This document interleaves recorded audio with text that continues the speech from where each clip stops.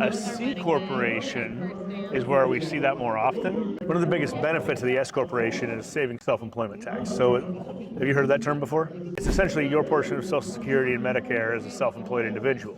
So if you got a W-2, let's say you're working for a company, you look at your paycheck and you've got the gross amount and then an amount taken out for income tax and then Social Security and Medicare. Right. That Social Security and Medicare portion that your employer withholds from you is about 7.5% of your wage. And then your employer would match that and send 15% into the government in the form of payroll taxes. So when you go and become a sole proprietorship, operating as a 1099, not an S corporation, you owe the 15% on the first $170,000 of your income. If you move all that business into an S corporation, the profits of the S corporation are not subject to the 15%, but you do have to pay yourself a reasonable wage, and you pay the 15% on whatever the reasonable wage is.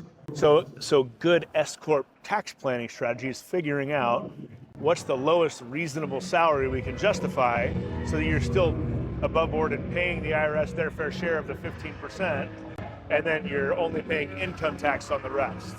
Otherwise, on the C Corp side, where that's common on the C Corp side is you have a 21% corporate tax, and then when you pull the money out, if you're a C Corp, you pay your personal income tax rate on top of the 21%, so you get hit twice. That's why most people aren't C Corps. It's not ideal. I'd rather just do the S corporation, pay one level of tax, and be done with it. S Corp 101 there.